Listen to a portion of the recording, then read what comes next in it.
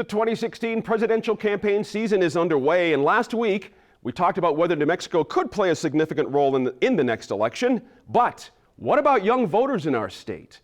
The Pew Research Center defines millennials as the generation born after 1980, and young voters are less likely to turn out in elections. Correspondent Gwyneth Dolan asked the host of PBS's The Open Mind, and he's a millennial too, what he thinks would encourage millennials to engage in politics and civic life. Alexander Hefner, thank you so much for being with us today. A pleasure to be here. Let's talk about the midterm elections that we had in November. Only about a quarter of millennials turned out to the polls for the midterms. The turnout wasn't huge in general, but why is it so low among people in their 20s? Turnout generally in midterms, as you know, is depressed, but especially for millennials. I don't know if it's the absence of a commander-in-chief, a presidential candidate who can really galvanize a youth base and contingency, but I think that the real question that political scientists and journalists too need to contemplate and consider when they're reporting is, how can you provide an impetus in interactive, engaging reporting on a campaign that will give incentive to younger people to participate? And with this media shift and convergence that's occurred in everything transpiring on a smart device, whether it's an iPhone or a smart TV, I think there are more possibilities now than ever to undertake that kind of interactivity.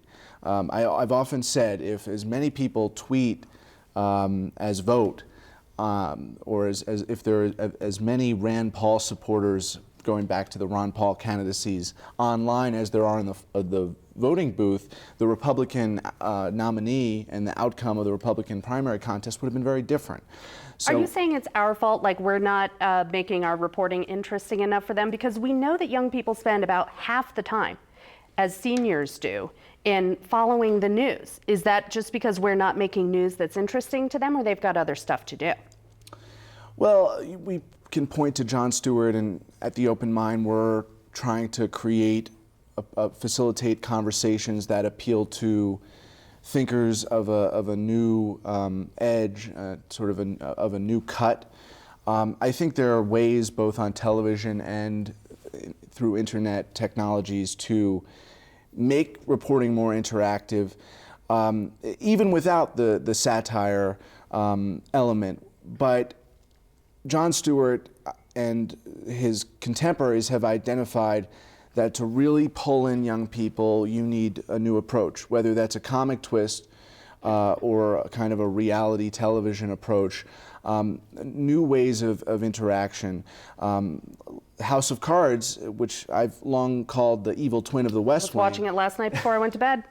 And I'm sure you are binging, like binging. You know, millennials. House of Cards is an example of a show whose predecessor many young people are probably not familiar with if you go into classrooms now. The West Wing is ancient history, and that stood to represent kind of our ideals. I think if you talk to students at the Institute of Politics, at Harvard, and centers across the country that work on civic engagement, they'll know the West Wing. But we need more representations of our better ideals. And again, I think that starts with journalists trying to mediate a political discourse that has so frequently failed us in recent years. Let me ask you this. Unlike, for example, my grandparents, who would be a little over 90 now, 20-somethings today have never lived in a time when there was a major struggle for voting rights. They were not alive when women or African Americans or even people under 21 were not allowed to vote. And those pictures that we have of those times, they're all in black and white. It seems like 1,000 years ago. Do you think young people sometimes take voting for granted? I think they take voting and democracy at large for granted. I was giving a talk at the University of Nebraska a couple of years ago, and I was referring to the Great Recession and said if there was not a bailout, if there had not been a bailout of the banks, we all would have been on breadlines. And that is an unfathomable notion to a generation that might see it in an Alan Brinkley U.S. history textbook. But in reality, because of this consumer instant gratification culture, both in terms of our democracy and our commerce, there's really no historical perspective or conception of the past. So I think you're right. I think the reality checks are very much warranted. We also know that young people are interested in the news, but they spend a lot more time on Twitter and reading headlines. Fewer than 10% of newspaper subscribers are under 30. Do you think there is that part of this deficit that we're talking about has to do with young people reading less deeply? I think that that's part of it, but I also think that what you identify as a troubling trend in terms of social aggregation being the sole input for news of 18 to 30-year-olds. And to elaborate on that, newspapers cultivated a civic sensibility and civic norms that I think have fallen off the radar of too many people today, young people and, frankly, again, society at large. So I think it's not just reading the depth and the fact that these bits and pieces are so truncated. You're looking at 140 characters on Twitter as opposed to an in-depth profile in a newspaper.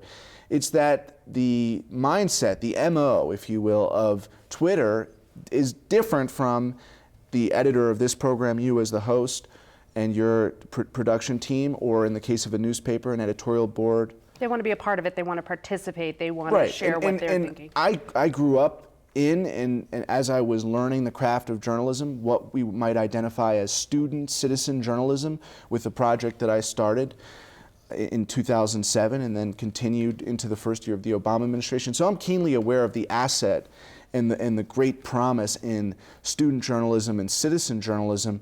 But one of the things that we did with our project Scoop 08, which was later funded by the Knight Foundation for an experimental year covering the Obama administration, was you still need the fact-checking and editing and editorial process in order to make a product and provide news that is worthy of the public. Let's talk about voting again for just a minute. Sure.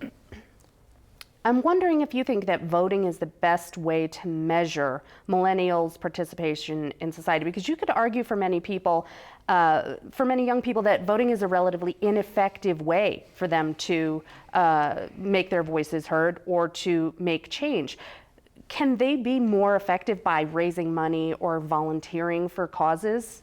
They think so, but I would take a contrarian point of view, which within the millennial ranks, and say that without voting as kind of the base on which you build, the foundation of civic life and participation, all these external forces, whether it's NGOs or volunteerism, they're going to have a very localized impact and not at the national scale that we would hope. So if we want to cure the disease that is political dysfunction, disharmony, and just a kind of atmosphere that is so toxic, you have to start at the ballot box, or at a minimum with grassroots engagement. But are politicians speaking to young people?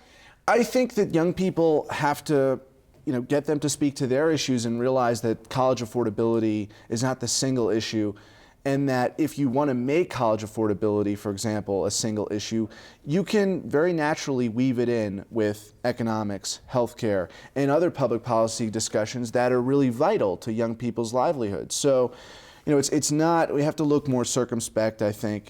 We can't narrow it to one issue. And looking at, participation of young people in the political process, I think there's a growing awareness that if we ever want to resolve this issue, which is a kind of constant impasse in Washington, D.C., and in many state houses across the country, then it is going to be a millennial core that takes up arms and gets to work, rolls up their sleeves, and does something about it. What is it that you think millennials have to offer us as they come into our newsrooms, they come into the workforce, and they come into government? It's a good question. Beyond I think an incisive perspective on the nature of this media convergence that we discussed, social media and kind of new measurements of outreach, I think it's a really strong political will that can manifest that wants to take back the country for all of us. And I would hearken back to why young people were so attracted to President Obama when he was a senator running for president. His speech in 2004 at the DNC made a compelling case, and I think young people were very much immersed in that post-partisan message. And while it might have been a fantasy to the kind of the older political constituency, I think there is a majority, even if it's a silent majority now, that favors an approach of nonpartisan or bipartisan compromise. And the last thing I would say in terms of a measurement of political compromise and the potential to take back our country, I'd go back to journalists reporting on new technology and their intersection with the political process. So how can we digitize our democracy? For so many years, we've been talking about e-commerce, e-romance. We haven't yet identified the channel through which we can make our democracy robust online, beyond registration. Ask you one last thing. What's the one thing that you think the media can do to engage millennials in civic participation? My answer is going to be general to not just millennials. We're approaching, and this will air at the outset of a presidential campaign, a primary cycle. Let's have this cycle, at least one debate, where Republicans and Democrats are on the same stage. And then have me back, if you are kind enough, and we'll see if that made a difference. Good idea. We'll see if we can get it done. Okay. Alexander Heffner, thank you so much for being with us. Thanks for having me. It's a thrill to be back in New Mexico.